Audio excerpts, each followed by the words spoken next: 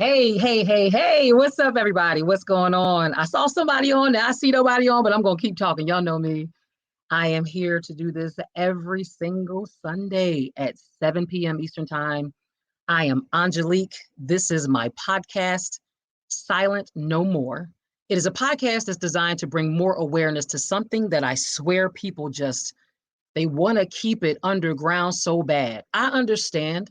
Believe me, I've been through it, so I get it. I get it. But I am personally not going to allow that to happen. That's why I'm here every single Sunday night. What's going on, y'all? So I'm Angelique. I am Angelique Pierce. I am the founder of Ladder Masters Inspirational Leadership Group, better known as Ladder Masters. I am here as a speaker, I'm a facilitator, but I am an advocate of freedom and truth. As a domestic violence survivor, I am absolutely an advocate of freedom and truth. That is important to me because my freedom, your freedom, there's no value. You can't place a number on that. And truth, I have to speak my own, you have to speak your own. So I see somebody out there. Do me a favor, just let me know that you can see and hear me. Do that for me, that you can see and hear me. I'm trying a whole new little hookup to make sure that my signal is very strong and that there are no issues. So if you can see me and hear me, just give me a nice yes in the comments so that I absolutely know for sure that we're good to keep going. But listen, for the last few weeks, I've been doing something really cool. I've never done this before, like for my podcast. So this is really cool. I started a book discussion series. It's been it'll be 4 weeks in total. This is week number 3.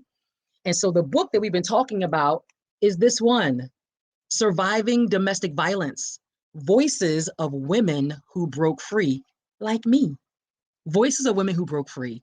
This is so important. Good morning. Oh my gosh. Jerona. I cannot believe she's on here. Oh my God. First of all, I owe her a phone call, right? She gonna kill me.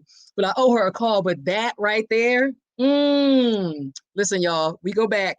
She actually, we started the same church when I moved here. We went to the dance ministry together at that church. She ended up being my wedding planner. Like, oh my gosh, she's my sorority sister. Don't get me started. There's so much history there. So happy you on her, baby. I love you, love you, love you, love you. All right, so let's keep going.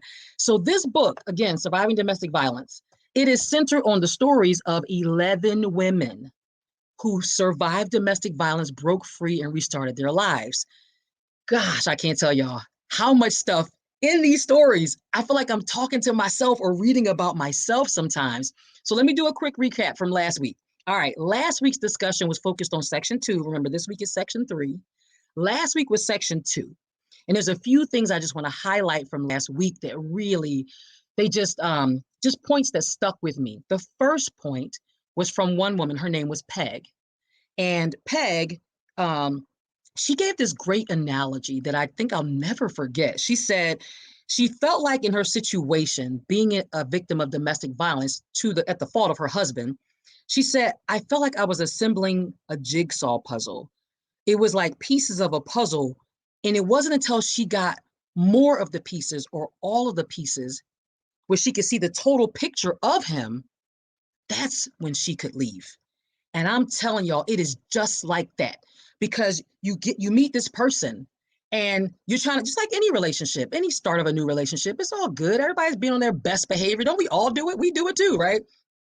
And so you're trying to figure out, oh, he said that. I didn't like that too much, but what does that really mean? Maybe nothing right now.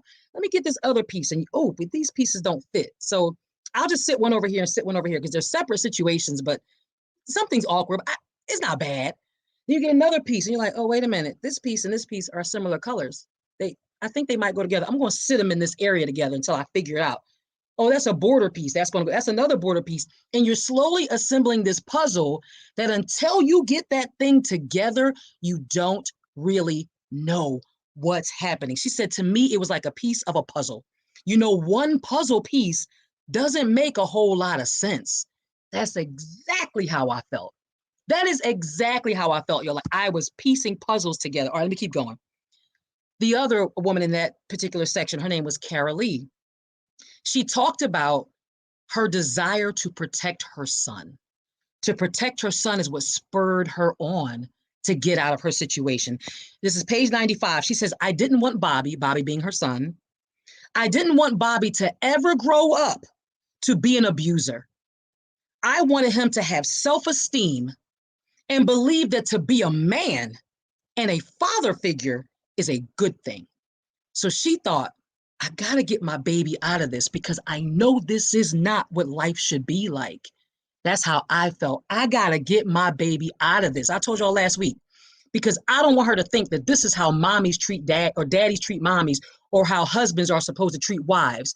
Because if she thinks that, then she'll think that's acceptable and move forward. We're like, oh, well, this isn't much different than what I saw when I was growing up. So must be kind of like how it is.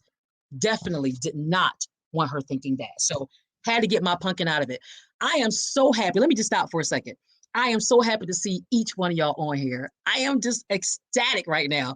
It is a Sunday night at 7, and y'all could be like eating some food or doing whatever or watching whatever show or the news. Y'all talking to me tonight. So thank you. I appreciate you. Listen, let's share this with somebody else. It's for some reason you can think of a person or a group or whoever that you like to share this with. Do it right now. Tag somebody right now. Tag somebody.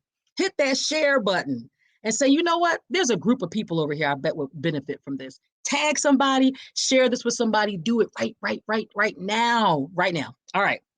I'm going to keep going. So this very idea of getting someone out or getting out because of your kids, I'm telling y'all, that was the thing that drove me to get out of my marriage.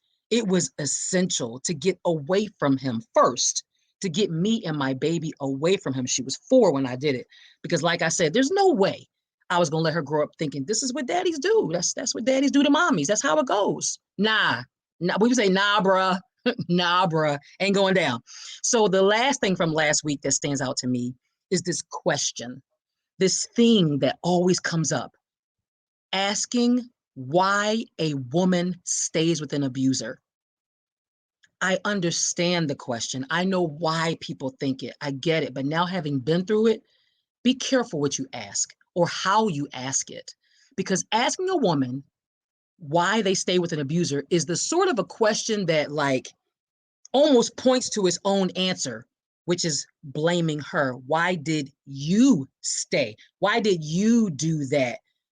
You have to actually turn the question around on itself. You have to, because the answer is only going to become clear when the question is reframed. So what do I mean by that? So instead of asking about the victim, why don't anybody ask about the abuser? That's a novel idea. Why doesn't anyone ask about the abuser? Meaning, what tactics did the abuser use that got in the way of her escaping? No one asked that question, but I'm gonna give it to y'all. What tactics did the abuser use that got in the way of her escaping or leaving? When you frame it that way, the answer is a lot more clear. All right. So just from me to you. All right. From me to you, as we think about how to help victims, think about that, how you frame these kinds of questions. All right. That was last week. This is a new week, baby. We are jumping right into section 3. So section 3 of this book is titled, After It's Over, It's Not Over. Woo, Lord Jesus. Ooh, can I testify right now? Like, can I testify about how it's over, but it's not over? It is a fact. So in this section of the book, there are the stories of 3 more women, Whitney, Dr. Andrea Hartley, and a lady named Dawn Kincaid. So I'm going to go through the highlights of what they talked about. Listen, I don't know if you plan to get this book. It is a great read. It reminds you that people are human and feelings are real. And this stuff that these women have been through, some of it even before they got involved with the abuser that's in the story, but things that happen in their childhood, stuff that you, me, all of us deal with and try to suppress that comes to the surface in our later relationships. Listen, this is real stuff. So let's start first.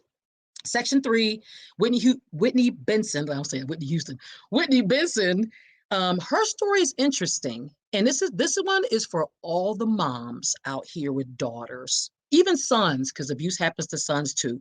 But in this case, Whitney is a woman, and her story starts out as teen dating violence. Are you listening, Chantel? I hope you are on here, because I honestly want to make sure we share this with our teens. As a matter of fact, let me back up a step, because I played the Unique Blessings video, but I didn't do my typical spill for my Unique Blessings family.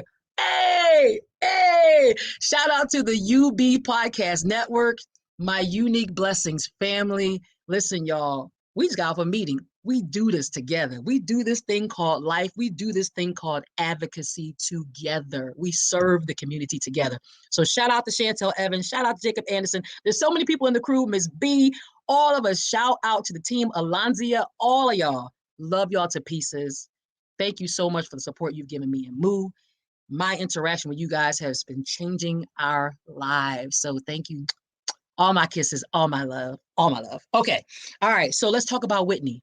Again, this is something that I want you guys to be aware of. If you are parents of a teenager, this is about a story about a teenage girl, but boys and girls, listen up. Page 117, it opens like this. Get ready. She says, this is her opening statement. As an adult now, she says, guys bring me flowers sometimes when they come to pick me up for a date. And I'm just like, oh no. Because to me, flowers mean he's either going to do something bad to me or he already has.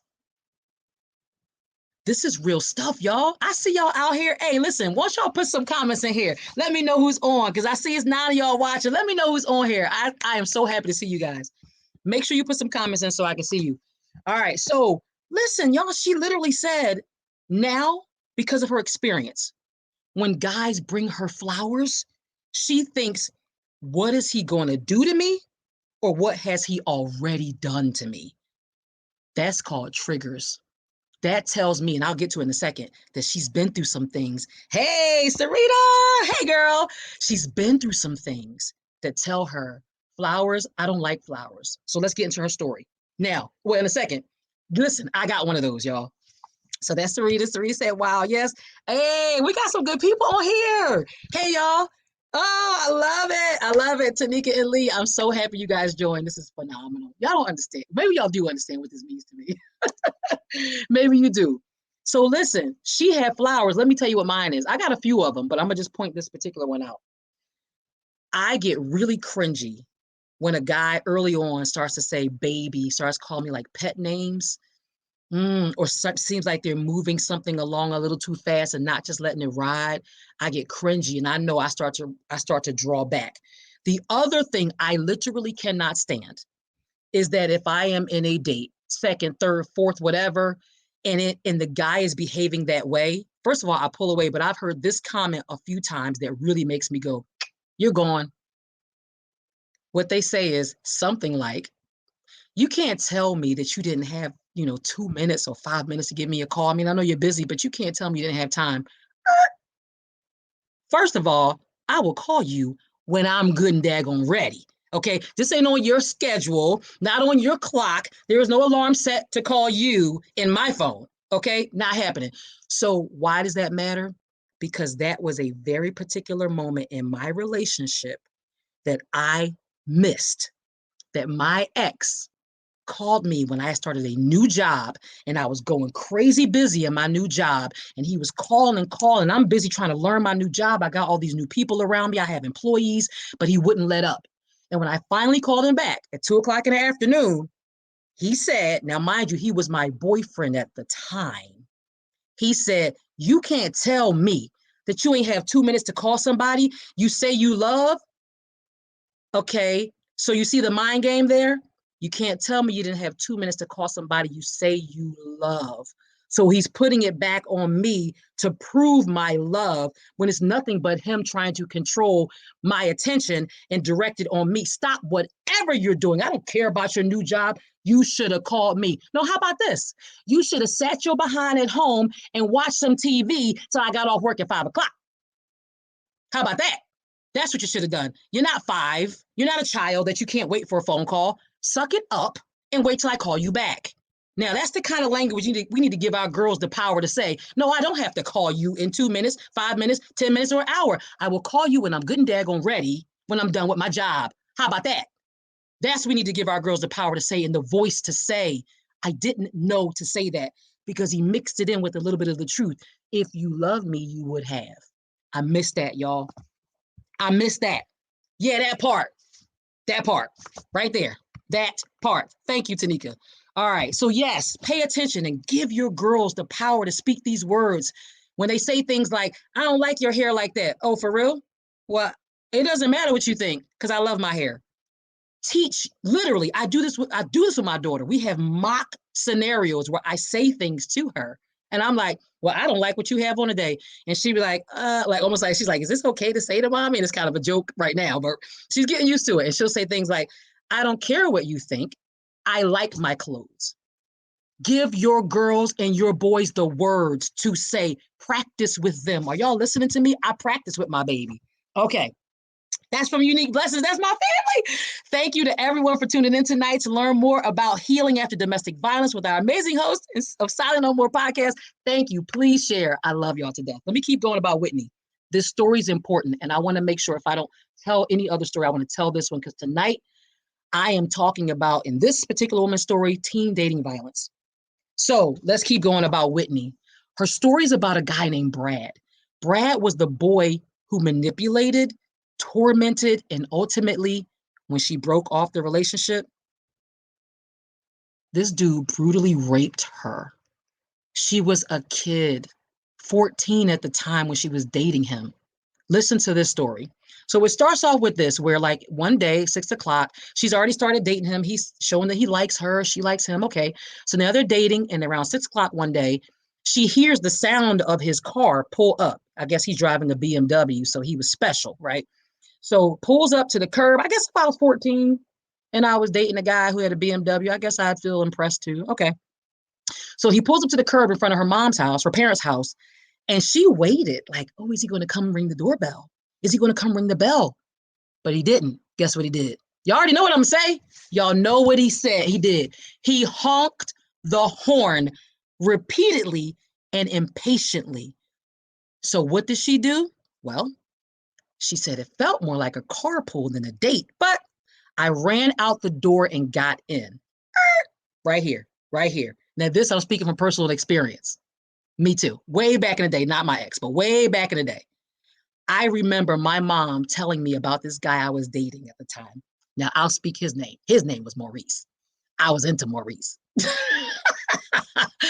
And I remember him pulling up in front of my mom's place in a Corvette. I was so impressed. He was so chocolate and so sexy and all that, right?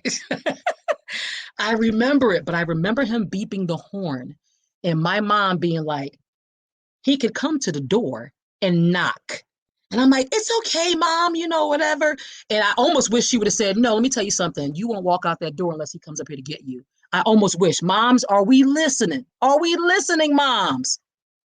There is a certain level of respect that we have to teach our girls to demand from the beginning and not just be so ready and not just be so willing because we want to be in this person's company so bad that we just accept whatever they throw at us as being okay and acceptable. It is not okay and it is not acceptable. And it's the little things like that, the little places where we give too much or don't raise the standard. You honking the horn at me like I just some trick. No, we don't do that. So to the moms, all right? Thank you. Yes, that is a respect thing. Thank you. All right, so let's keep going. So they go on this first date, and she gets in his car, and the first thing he says to her is, you ready? Oh, is that what you're going to wear? Is that what you're going to wear? What does that imply? Right away. Oh, I don't approve. So not only did she come out to his honking, she gets in his car, and the first thing she said, and in the book, it talks about how she fussed over her outfit, like fussed over it, changed it, and finally thought she arrived at the right outfit. She gets in his car. He said, oh, is that what you're wearing? So, of course, she's like, oh my God, I still picked the wrong outfit. So she says she felt just awful. Let's keep going. They get to the restaurant. This girl is 14 or 15 years old. Y'all listening? They get to the restaurant. She gets ready to order. She had picked what she wanted off the menu. She gets ready to order. And he said, you can't eat that. Look at you. You're so fat right now. Oh my God, my teens. I feel it from my teens. I feel it from my girls. He said, you're so fat right now. That would only make it worse. Here's the thing. She said, well, I had heard sometimes that on a date, a guy will order for you. So I didn't argue with him. So now you listening? And he has now taken over what she's going to eat, what she is allowed to eat. And she processes that as, Well, I heard that sometimes guys do order for you, so maybe he does know what's best. Y'all, we have got to talk to our girls. Oh my God, we have got to talk to our girls because this kind of stuff happens so much. So here's what happened. When the waitress actually came, when she came to the table, he said, he spoke. He said, she wants a plain salad, just lettuce. Don't put any dressing on it, no carrots, no cucumbers, just lettuce. And I want it in a really small bowl. And what did she do but sit there and let him order it for her? Because she had heard sometimes that on a date, the guy will order for you. All right, let me stop right here. We have got to have these conversations with our daughters to say there are boundaries for everything. If you wanted this and he says no, first of all, because you're fat, who is he to be in charge of what goes in your belly? That is your belly and your body.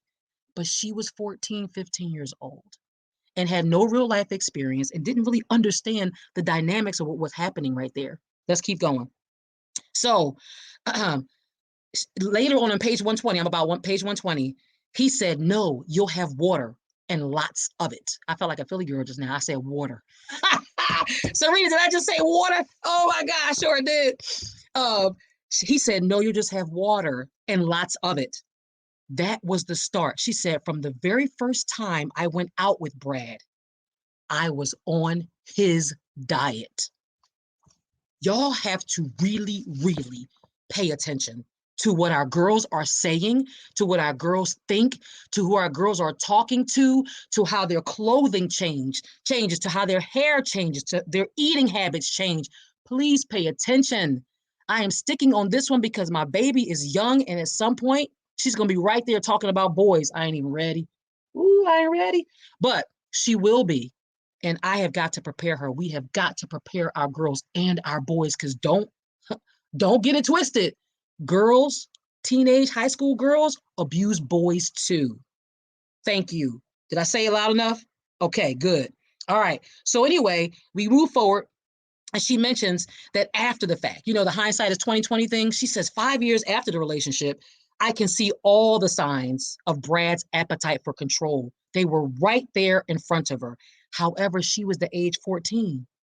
She had no standard against which to measure his behavior. No one had said, no one told her this is okay, but right there, that's that little line right there. Don't let anybody cross that.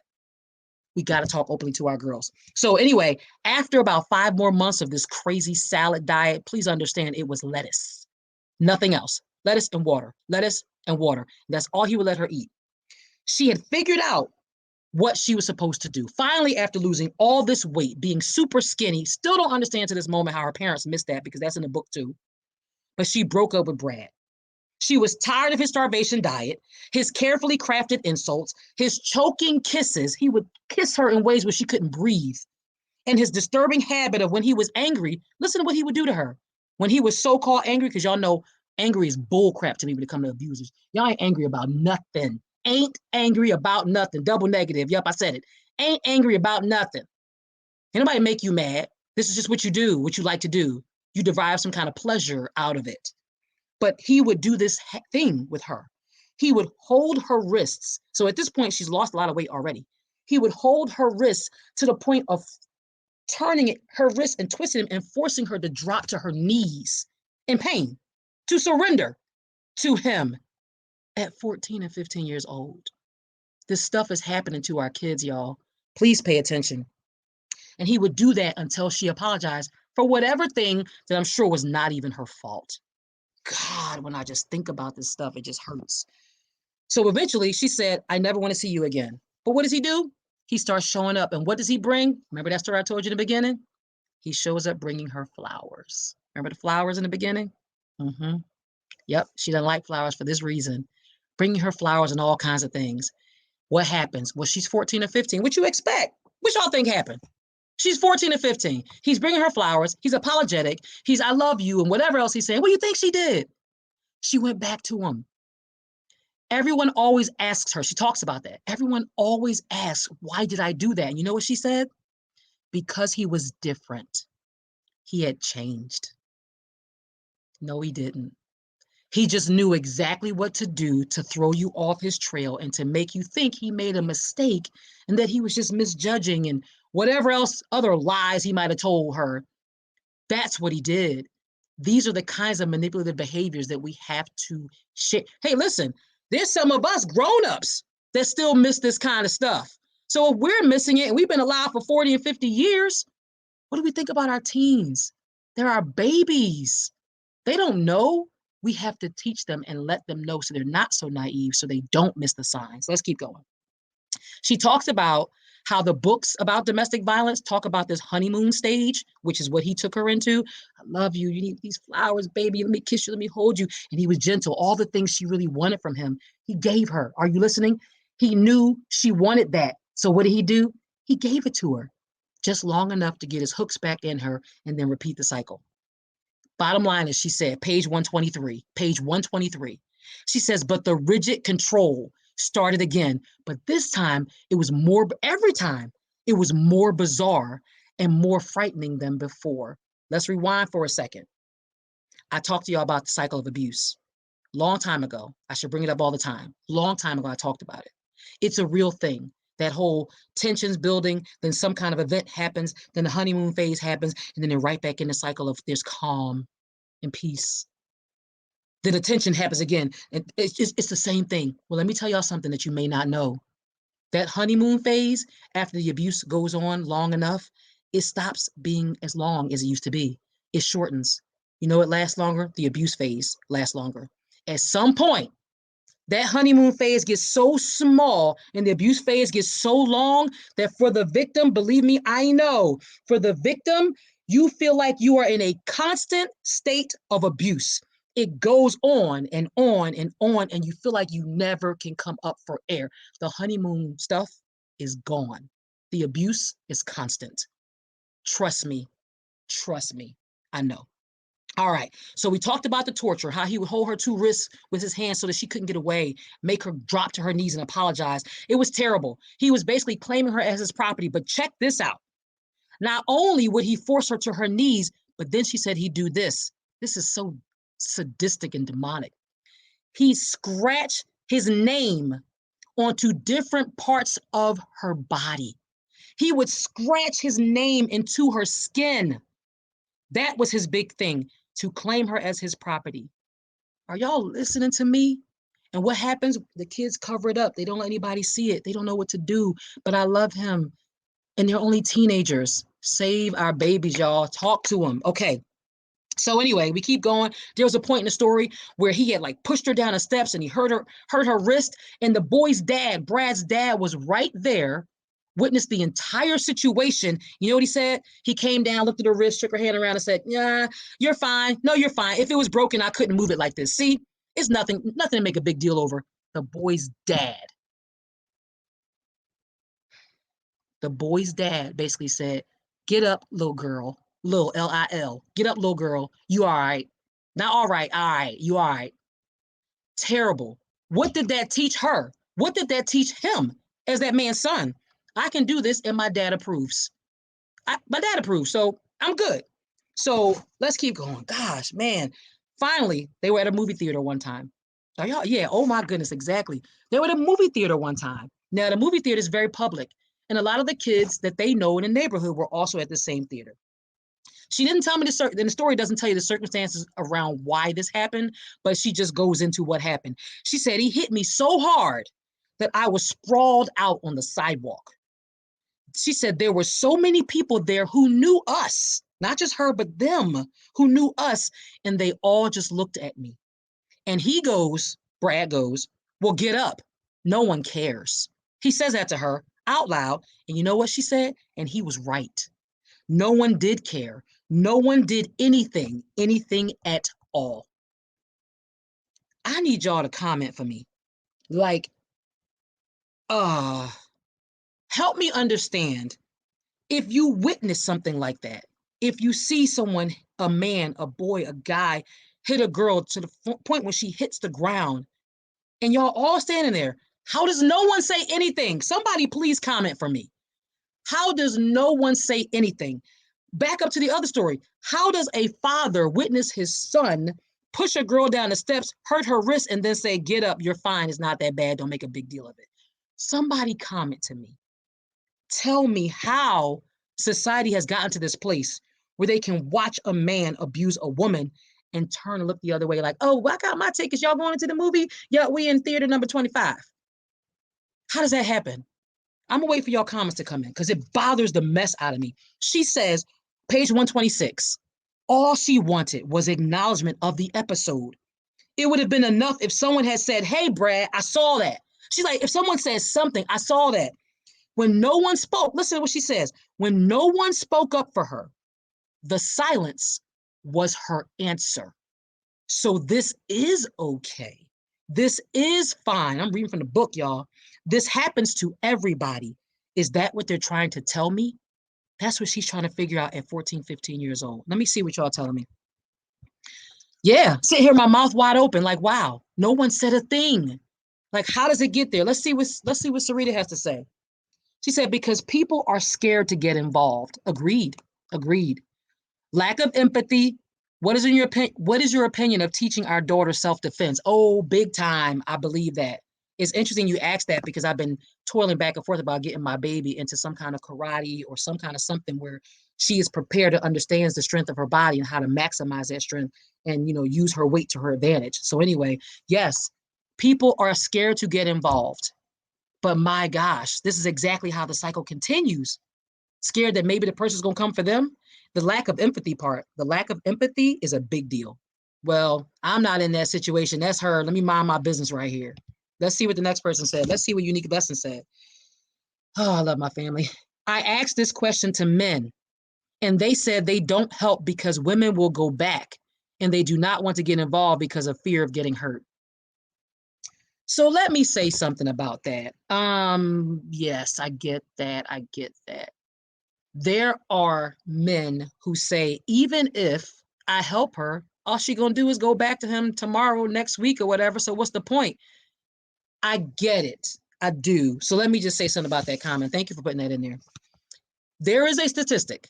There is a statistic, and I've said this a few times, that states that it takes on average 7 times. On average, 7 times. And when I say average, y'all know math, and average means that's kind of the middle, but there's numbers above and numbers below that make this average in the middle.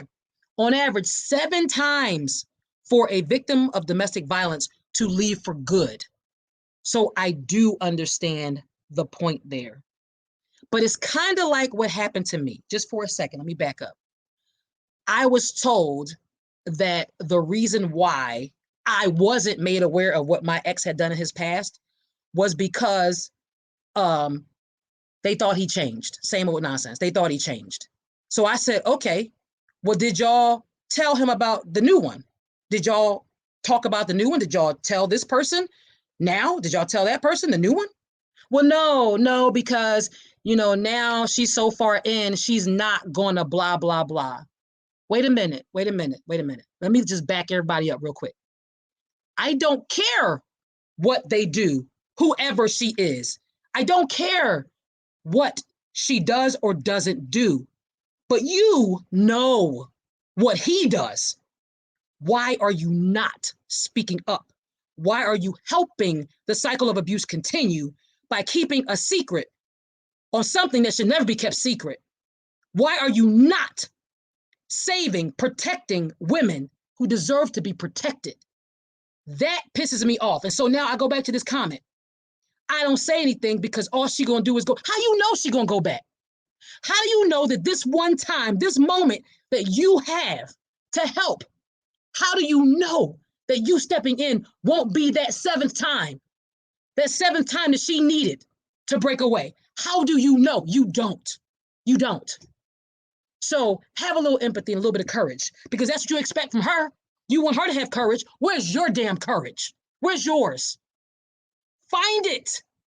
We have got to stop this mess. And if you think the victims can stop their own abuse, you are kidding yourself. Don't kid yourself. We need men to step up and check these other men. who are doing this because it's not okay. It was never okay. And victims go into relationships just like everybody else. They hope for love. They don't go into a relationship hoping to be abused. Doesn't make a damn bit of sense. So find your courage. Find your courage, please. Thank you. That's all I'm gonna say. Okay. A middle ground or number that signifies the info. Yes, thank you, Midori.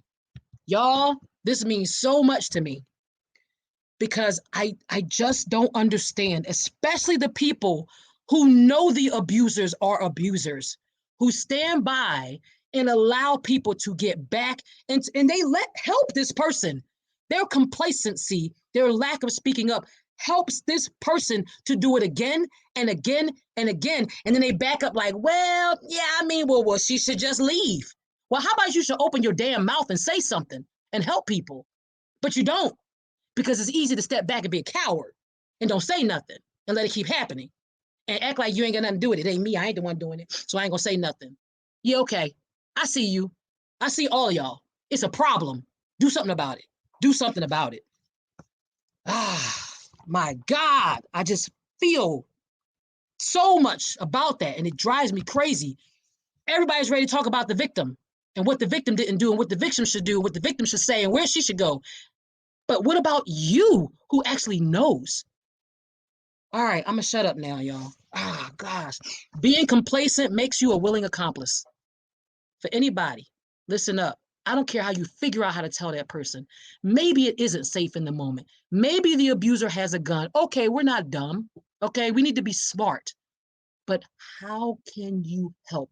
Can you sideways call the police off on the side? Can you do something? Can you like be a distraction so that the thing stops happening right there? Can you do something? Gosh, that's it. All right. All right, keep it moving. Keep it moving. So anyway, it just is amazing to me how we all want this thing to disappear, and yet we all are not playing a part in trying to help it do just that.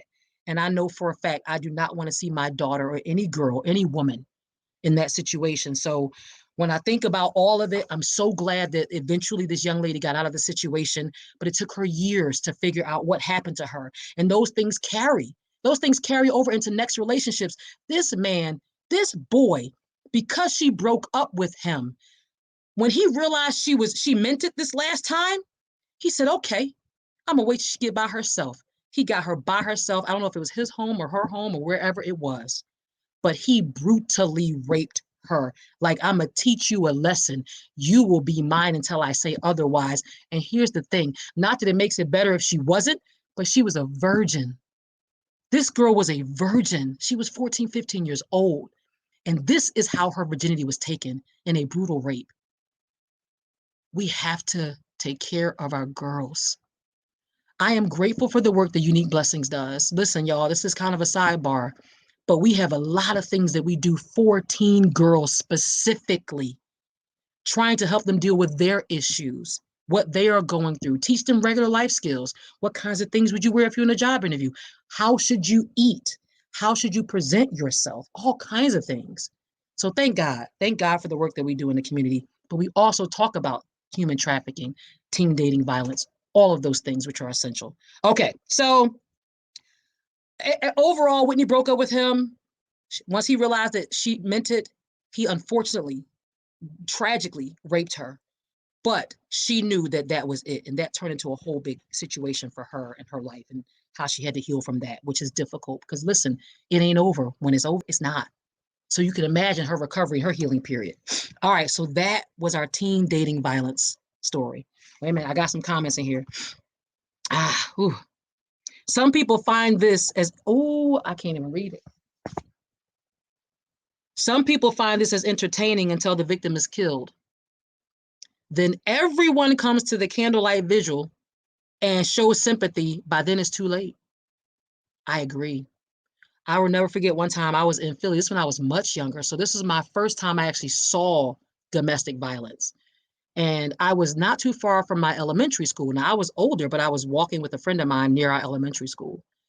And on the opposite side of the elementary school, opposite side of the street, there was a guy. He was walking with his girlfriend. and they were arguing. Clearly, they were arguing. And he kept saying, go on, like telling her, hurry up, and like trying to make her walk ahead of him. And the minute she got ahead of him, he lifted his right foot and kicked her in her butt so hard, sent her forward on the concrete, right? Scraped her elbows, arms, whatever. And I'm much younger. And my friend and I are like, oh my God, no. Like, we're screaming, don't do that. Why are you doing that? Now, thank God nothing happened to us, to be honest, because we were young or whatever. But she would get up and he would kick her in her behind again. And she falls to the ground. In my mind, I'm thinking, run. In my mind, I'm thinking, run. But she did not run. And she kind of took it, just bared through it. And then they went off wherever they went. And I don't know, I might have been like 12 or something, because I knew I wasn't in that elementary school anymore. But I remember being near it, walking by it. This stuff is happening, y'all. All right, let me get to the second story, because the second story is my story. This lady's name is Dr. Andrea Hartley. I am now getting to page 134. Ooh, this is my story. So, oh, wait, hold on. I got some comments. I want to make sure I get this in here. Midori, I dated a man who was raped by a 17-year-old girl in his neighborhood. He was 12. It has a lasting effect. See, this is why I want everybody to be clear. I know 85% of the time, if that's still the statistic at this point, 85% of the time, the victim is female. But I want y'all to know it does not stop there. Guys, boys are experiencing rape, abuse. It's happening in high schools. It's happening to men who are adults, who you would look at and think, man, he is cock diesel. That dude ain't letting no woman do whatever to him. It's not about the size. It's not about the size. There's a lot going on in the situation, in the relationship, that the dynamics of power. Abuse is about power and control. Stop looking for other things. It's about power and control. That's it. All right. Sarita, add another comment. I remember the domestic. Oh, yes. She said, I remember the domestic violence walk we did. So this was the very first domestic violence walk I had ever done. It was me and this lady, this beautiful woman right here, Sarita Taylor. She went with me. And it was the walk, I want to say it was in June of like 2018. And she said the walk we did, and the ladies in front of us who were wearing a shirt to honor their friend that died because of domestic violence. Their friend, she was beautiful. Her name was Jennifer. And that's where I got the phrase, I choose happiness, because it was on that shirt. And she kept saying how she wanted to be happy and that she was going to choose happiness. But guess what? She stayed with him too long. This woman, Jennifer, stayed with that man too long. He stabbed her to death in her own apartment. She was successful. She was a smart, loving, had many friends and family. She had a twin sister, if I recall correctly, Sarita. She had a twin. She was killed by this guy, and he was nothing, right? But she loved him, and he put her through it, and she kept saying she was going to go, and she didn't get out in time. We got to get out in time, y'all. We got, ooh, oh my gosh. All right. Last comment from Midori. It took away his ability to make decisions and trust himself. It took away his pride. Y'all got to understand, abuse is a woo, woo. All right. So now, Andrea Hartley, doctor. I'm going to keep saying that because I want y'all to be really, really clear that there is not an archetype or a stereotype for women who get abused, for people who get abused. I don't think I was the stereotype, but guess what? Yep, happened. Can't stand that it happened. But I realized that if it didn't happen to me, then my voice on this topic would not be here. And it's a needed voice. And so, God, I wish I could erase it. But at the same time, there's a torch I'm supposed to carry, and I'm carrying it. So I'm going to do it. All right. So the author of the book, again, this is Dr. Elaine Weiss. She says, the human mind, check this out. The human mind cannot hold what it cannot grasp. I'm going to say it again. The human mind cannot hold what it cannot grasp. And so we humans invent what she calls mental models. And mental models are our way of making sense of the world. Do y'all get that? So here we go. Let's put this in practice, or make it make sense. She said, so remember these mental models, and people can't conceive of it, so their mind can't grasp it. It is inconceivable that a strong woman can also be a battered woman. Now y'all get it? Her point is, People can't grasp that. So the mind can't hold it. It's inconceivable that a strong woman can also be a battered woman. That's me, y'all. It was inconceivable to me. I wouldn't even like, no, this is just bad arguments. We're just going through some stuff. Like, I didn't call it abuse until like I actually got hit. Oh my gosh, it's amazing. The two would seem to be mutually exclusive. The two things, a strong woman and a battered woman, would seem to be mutually exclusive, but they are not. What we got here? Oh, yes. Thank you for reminding me that. The guy, sorry, I'm gonna go back a step. The guy who killed her, the woman, Jennifer Smith, we saw her on a t-shirt during our domestic violence awareness walk in June of 2018.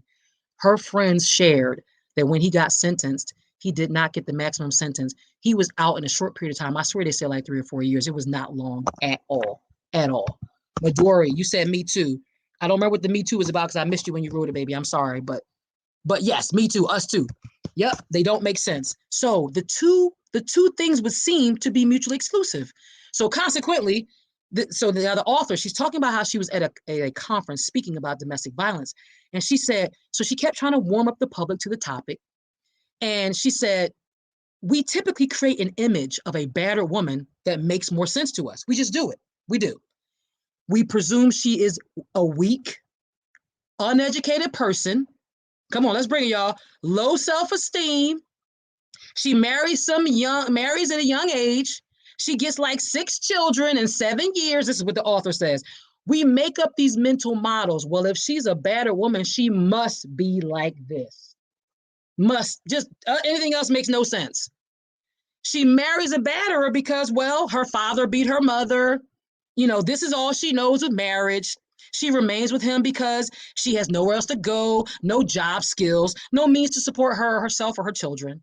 We make up mental models to make it all fit for us. But guess what? The mental models are faulty. I'm living proof they're faulty. A lot of y'all on here, living proof is faulty. It's not true. It's not true. They are false stereotypes. So Miss Andrea, or Dr. Hartley, is a Seattle pediatrician with a thriving private practice. Her abusive marriage only occupies the tiniest corner of her history. She left it 17 years ago after 4 months of being married. Check out this story. 749. Okay. I actually left this. I'm gonna read straight from the book because this is where it matches to me. Seriously. Oh my gosh. Oh my gosh. Y'all see all my highlights? I read for y'all. I prep for y'all. I ain't playing. Okay. She said, within a month, Andrea was spending every minute of her limited free time with Greg. Me too. We couldn't separate, y'all. I was either at his place, he was at my place. Oh, we just enjoyed each other's company so much. We could not get away from each other. Did y'all see me roll my eyes? Philly girl style. You got to add the neck in, right, Sarita? All right. Greg was a stockbroker. Had a good job. He was charming. He was clever and funny. Oh my God. When I tell y'all this was like, I'm like, did me and Andrea date the same dude? Okay. All right. He was clever and funny and charming, and all her friends said so. He doted on her. He made her feel cherished. She said, I was very touched by the fact that he would call me at work to see how I was doing. Doesn't it sound sweet? He would call me at work to see how I'm doing. That's what it looked like to me too, at first. All right. I thought it was lovely that he wanted to know about the people I worked with, about my friends, about my family, and he really listened to my long accounts. And this is what she says next. This is on page 137. Looking back now, I realize it was, in a sense, evidence gathering. Do y'all hear me? When I tell y'all this is exactly what happened to me. It was evidence gathering. I need to know about all the people around you so I can decide which one is too nosy, which one lives too far to even matter, which one could be a problem for me, because I need to knock them out the park as fast as I can. Evidence gathering. Woo, let me go ahead. Let me pull up some of these comments. Battered does not always have bruises. Thank you. Let me put my book down. Battered does not always have bruises. Battered is beautiful as well. Beautiful faces, beautiful hearts, successful women, and more. Let me just tell you something. I know who wrote that.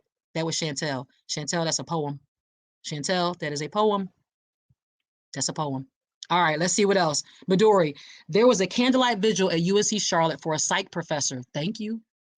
Who was murdered by her boyfriend a couple years ago. It's beyond sickening. So yes, if you have a framework in your mind of what a domestic violence victim looks like, she must be broke. She must need a man. She got 50 million kids. No, no, boo-boo. That's how you say it. No, no, boo-boo. No, that's not always the case. So stop, okay? Stop. All right, Sarita, their motives are to gain information to use against you. That is exactly correct. And that's what happened to me. Information about my sister, information about my dad and my mom's marriage and why it didn't work out. What did that mean for me? Oh, so she grew up in this environment where they was cheating. Good. She grew all that stuff, all of that. They are collecting data. And let me tell you, I tell people all the time, pay attention, because my ex not only asked me questions and listened, but he asked me the same questions multiple times.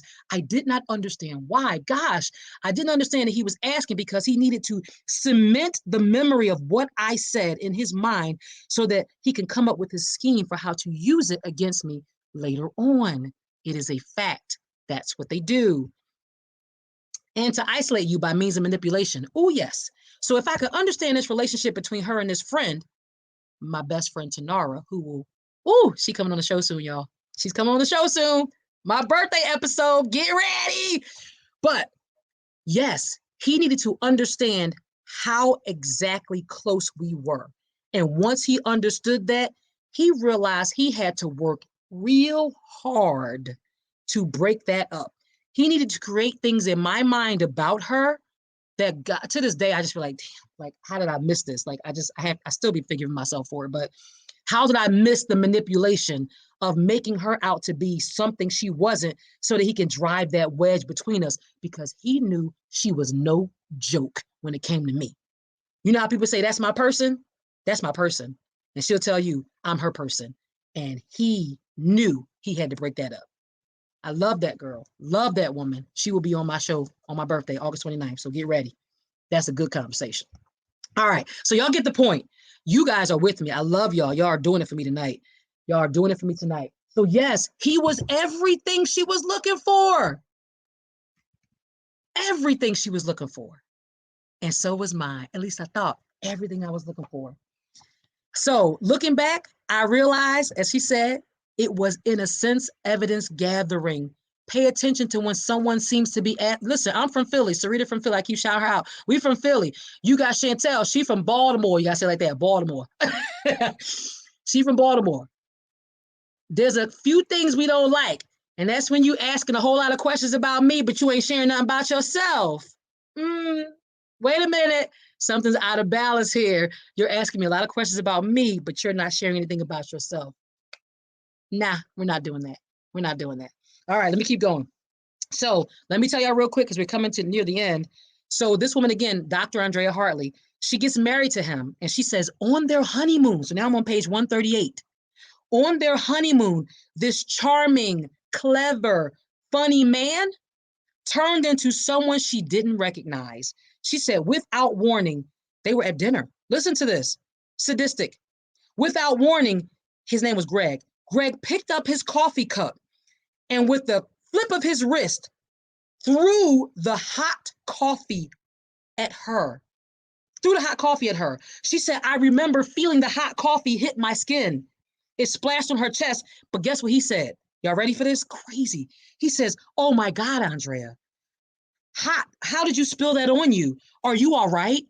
So for the people around them, he pretended like she spilled the coffee on himself when he clearly went real quick and threw the coffee on her. She said, I thought I was crazy. I really thought I was crazy because he said, how'd you do that? Are you all right?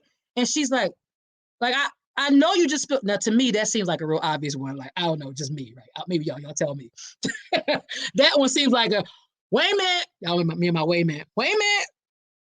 I'm out. But hey, you know, that was her thing. She said, this is what she said. I couldn't allow myself to believe this was happening. because I was his wife. Because as the weeks passed, it became increasingly clear that he needed help. Listen, it became clear that he needed help, and she was in a helping profession. So the empath in her took over, took control of her wisdom and her discernment. The empath in her took over, and she thought she could help. Well, after each episode, he had tears, he had promises, all these things would happen, but somehow he would manage to subtly convey that what happened was her fault. Just amazing. So they went through all these issues with violence, all these things. She came up with ideas to cope. Didn't work. Didn't work. But she went to the hospital. She went to work every day, right? Worked on patients, took blood, took temperatures, did all these things. Like life was the same. Yet she was at home, this powerful woman who had earned her way, being abused, powerless at home, but looking powerful at work. So here's the thing that got her. One day, he forged this huge check from the bank account that her dad had set up for her and her sister. So her dad was very wealthy, a very powerful businessman. And so her husband at the time forged a big check out of that account. And it was, what is that, y'all? Financial abuse. Financial abuse. Period. Let's keep it real. Don't cover it up. Because there's all I said facts, Baltimore. All right. So he forced this check, and for some reason, it's funny how you don't know what the thing is going to be, what the thing is going to be. But somehow he forged that check and he stole from her. And in the stealing of her, she had enough. So her father, being the successful businessman, he called a law firm, he called his law firm, and he set the wheels in motion for Andrea to get divorced. So anyway, they go through this whole thing, and she talks about how it was so hard for her to trust again. How after the fact, all the memories, all the pain, it was just difficult for her. It took her like 18 years or something to even trust enough to marry again. That stuff lingers, y'all. That's why this chapter is called It's Over, but It Ain't Over. So I'm going to say this. I thought the chapter was powerful. Here's where I thought it missed, though. I will tell y'all this. Where I thought it missed was the author talked a lot about the emotional strain that abuse takes on you. It's 100% accurate. What I find interesting is that there was not a lot of discussion about what these women's lives were like after, meaning some of them had children with these men, so then what? What happened, right? Like, where did that go? They didn't talk a lot about the experience in court. What was the court battle like? What was that like? They didn't talk about those things. And for me, y'all know, I told y'all, when I tell y'all that dude came for me in ways I can't even explain, he wasn't satisfied with what he had done to my life when I was with him. He needed to try to drag me below the dirt, below the depths of the earth. It was everything from, oh, let me get on the stand and pretend that I'm the victim because now I ain't in the house no more. And I live it with my auntie on the stand, court records. Listen, we can pull them up. I know the truth. Now I live with my auntie and I'm sleeping in her second bedroom and I ain't got enough space for me and my daughter. And who had the money? Angelique had the money. Who had this? Angelique did. Oh, so I ain't got nothing. I need her money. Can you give me some post-separation support from her? He came to the judge and said, can you keep making her pay for me to live?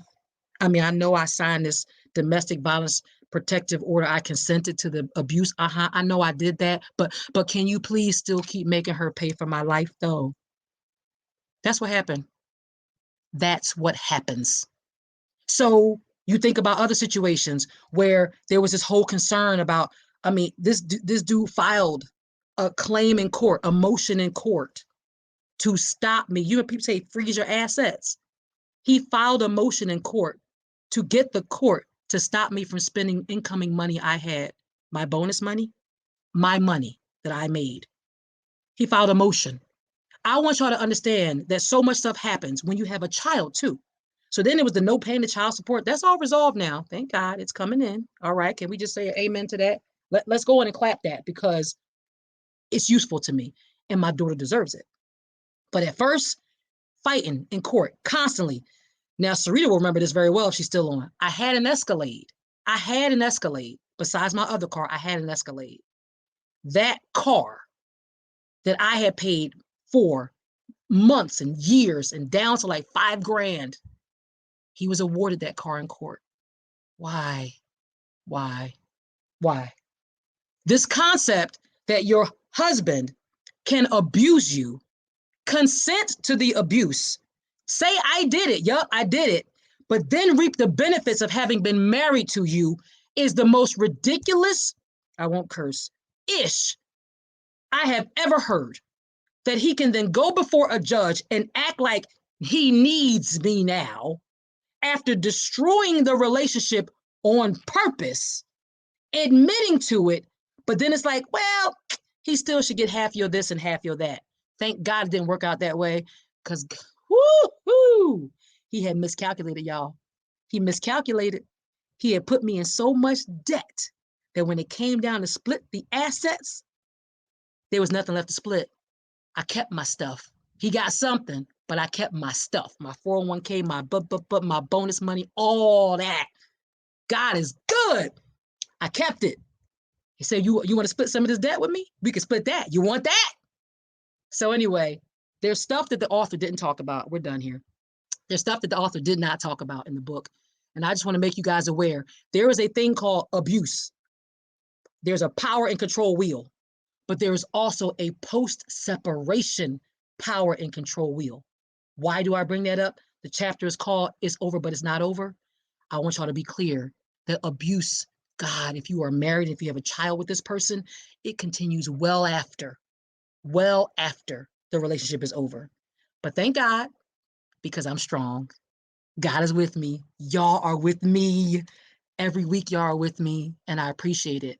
You guys have helped me to continue on my journey by speaking it out. I know I'm helping somebody somewhere, someone, somebody. I got a lot of comments, so I'm gonna go ahead and check these out because I appreciate the comments. So so that's real. It stays with you. Yes, it does. Let's keep going. Thanks, Midori. Financial stress is a mofo. We all know what mofo is, right? All right. So, and the Oscar goes to, yes, boy, please. So that's back to the comment I made about being on stand. Oh my God, I wish I could play that moment back for y'all. My mom was in the courtroom like, are you, now she don't curse, right? But I know she was thinking, are you effing kidding me? I know she was. I ain't tell you the end of that story, but the end of the story, after he was begging for money for the post-separation abuse support, he got it. He didn't get the $600 a month he was asking for. Did y'all hear what I just said? He came for $600 a month for me to pay him in post-separation support. You know, like alimony, before they call it alimony, is before the divorce actually is finalized. That's what he was looking for. Alimony in the meantime. $600 a month. And yeah, it didn't happen that way. The judge was like, this is a lie. That's a lie. You don't know. You don't need that. Tell you what, I'll give you $115.75 a month. That's what he got. Shouldn't have got a thing, but he got $115.75. Huh? You should have got nothing. Nathan, you should have got Nathan. All right. I wanted my day in court, but his side piece got him out of jail Christmas Day after he tried stealing my car. Listen, there's always one to follow up behind us, y'all. These dudes and girls too, they typically have one waiting in the queue, right? Waiting right there because they already been setting it up because they can see the temperature of the relationship and that it's changing with you. And so they make it important to then have the next one set up. That's what they do. Do not be surprised. That's the one reason I try to tell survivors. It's honestly not personal. It feels very personal. And I hate to think of myself as the next one in line. I was just the next one up to bat. I hate to think of it that way. But the truth is, they didn't love you. They never cared for you like that. You were an opportunity for them to, again, exercise their power and control and dominate. Had nothing to do with you, but yet everything to do with you. Does that make sense? It had nothing to do with you, but yet everything to do with you. All right, y'all awesome. It is 8:06. I will check. I think there is a new comment. I want to get them all in. Serena says, yes, the laws are truly messed up. They are truly messed up. Jerona is on here. She said, but God. Can we all just shout that real quick? But God. Oh my God, Jerona was there for a lot of this stuff. She was sitting at that table half the time helping me plan my wedding thinking, I bet she was thinking, you sure you want to do this? The ram in the bush, the ram in the bush. You guys are phenomenal. I appreciate you so much. Tonight was an amazing night. Listen, we read books all the time. And the perspective of the author is the perspective of the author. We may not necessarily agree with everything they say, but I guarantee you pick up a book, any book, I guarantee you, you will learn something from that author. You will learn a perspective that even if you do not have it, you will understand the world in a very different way. My prayer is that you understand domestic violence, that you understand the different types of abuse, you understand victims and survivors, and you understand abusers just a little bit better every time you tune into this show. Weekly podcast, Silent No More, Angelique Pierce, rolling out with the Ladder Masters, and always rocking with the Unique Blessings family. All right. So listen, I'm gonna keep shouting this out. I'm getting off in a second, but check this out, y'all. August 29th. August 29th. Sunday, August 29th is my 44th birthday. And I am having a 44th very special birthday episode. There's a lady on here by the name of Sarita. She might show up. She just might be a part, just maybe, quite possibly.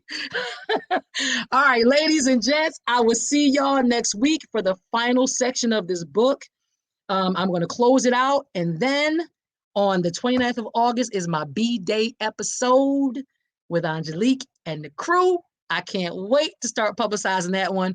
Be there or be square. Is that what they say? Be there or be square.